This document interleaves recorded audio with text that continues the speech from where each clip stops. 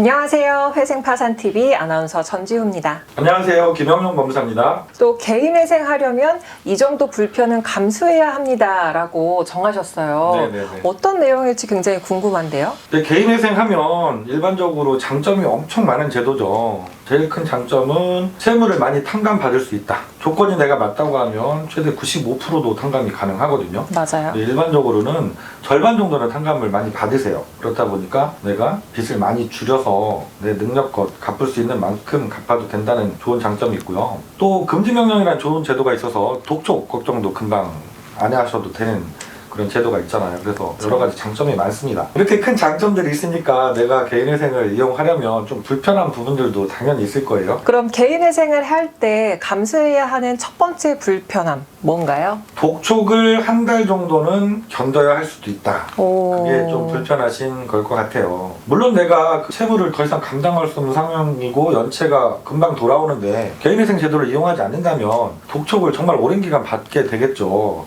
거기에 비하면 한 달 정도는 큰 기간은 아닐 수도 있죠. 개인회생이라는 것이 물론 금지명령이라는 좋은 제도가 있지만 우리가 신청하는데 준비 기간이 필요합니다. 보통 서류를 법원에 접수할 때까지 다른 서류들 준비하고 신청서 만드는데 2주 정도는 시간이 걸리거든요. 그리고 법원에 서류가 들어가도 금지명령 결정받는 게 보통 일주일 정도 걸리세요. 이것도 물론 운 좋으신 분은 하루 이틀만 해도 나오시긴 합니다. 그러다 보니까 신청서 내고 금지명령 받기까지 3주 정도는 걸리잖아요. 그래서 독촉을 3주 이상은 내가 받을 수도 있거든요. 되게 많이들 힘들어 하시거든요.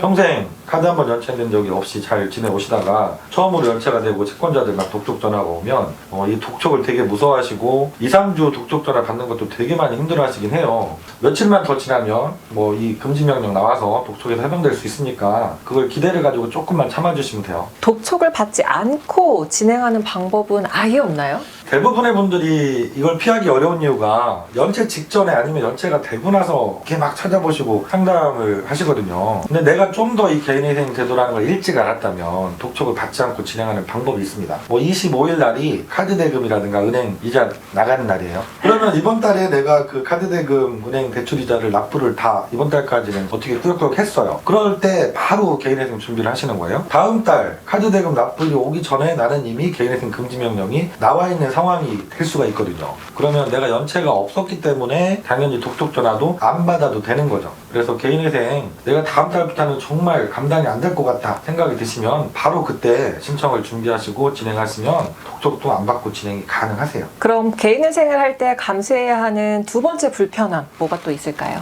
많은 분들이 얘기를 하시는데 서류가 좀 많다는 거? 개인회생 준비하실 때 기본적으로 제출해야 되는 서류들이 많아요. 그리고 이제 1차 보전 공고 특히 나올 때 추가로 요구하는 서류들이 너무 많거든요. 그래서 이게 불편하다면 좀 불편한 점일 수 있을 것 같아요. 하지만 모든 걸 다 본인들이 준비하시는 건 아니고 대리하는 사무실에서 다 또 대행해서 발급을 해드리고 있고요. 그 컴퓨터가 익숙치 않으신 그 연세가 있으신 어르신들도 저희 사무실 같은 경우는 저희가 인증서를 만들어서 저희가 발급할 수 있는 서류들은 다 대신 해드리고 있거든요. 그래서 이것도 너무 큰 부담은 갖지 않으셔도 좋겠다. 그리고 이 정도 불편함은 감수를 하셔야 된다. 네, 세 번째 불편함 뭐가 있을까요? 개인회생 진행 중에는 신용카드 발급이 안 되고요. 그리고 신용대출이 어렵다는 거, 이걸 또 불편한 것으로 좀 뽑으세요. 카드가 연체돼서 그 카드가 정지됐고 대출 이자를 못 내서 개인회생까지 들어간다면 당연히 금융기관에서는 내 신용점수가 그만큼 많이 떨어져 있기 때문에 대출을 해주는 거, 카드를 발급해주는 게 어려울 수밖에 없습니다. 그래서 개인회생을 준비하실 때는 이 정도 내가 카드는 못 쓸 것 같다, 그리고 대출도 당분간 어렵다, 이런 것들은 좀 감수를 하셔야 될 것 같아요. 그럼 이 신용카드나 대출 평생 안 되는 건 아니죠? 개인회생이라는 것이 장기적으로는 신용을 회복하도록 도와주는 제도예요. 그래서 당연히 일정 기간이 지나면 카드도 발급이 되고 신용대출도 가능해집니다. 그게 내가 법원에서 결정받은 기간 동안 변제금을 다 잘 납부를 해서 면책 신청하고 면책 결정을 받을 때까지예요. 그러니까 내가 꼬박꼬박 돈을 잘 내셨다고 하면 3년이면 카드도 발급이 되고 신용대출도 다시 가능하세요. 네, 그럼 마지막으로 우리 개인회생을 할 때 감수해야 할 불편함 네 번째 알려주시죠. 최저 생계비로 최소한 3년은 살아야 된다. 이게 좀 불편하지 않을까 생각이 들어요. 개인회생을 인가결정을 받고도 면책결정까지 못 가시고 중간에 포기하시고 돈을 못 내셔서 폐지결정 받으시는 분들이 꽤 있거든요. 그게 이 최저 생계비만 갖고 살아야 되기 때문에 그렇습니다. 법원에서 인정하는 최저 생계비가 정말 작잖아요. 1인 가구 124만 원밖에 안 되거든요. 2인 가구도 207만 원. 사실 대한민국 현실에서 입장에서는 너무 빠듯한 돈이다 보니까 그 기간 동안 변제금 어렵게 납부를 해가야 되는데 중간에 꼭 큰 돈 쓸 일이 생길 일들이 생기시거든요. 한두 달 밀리시는 경우가 있어요. 근데 그 다음에 이걸 한꺼번에 낼 수 있느냐? 못 내는 거죠. 그래서 이 변제금 내고 나면 최소 생활비로 살아야 되는 것, 든다는 것, 이게 많이 불편하실 수 있는 부분입니다. 최저 생계비가 사실 매년 인상이 되는 거잖아요. 근데 개인회생 결정을 받고 그 다음에 인상이 되면 그만큼 그 생계비를 더 쓰면 되는 건가요?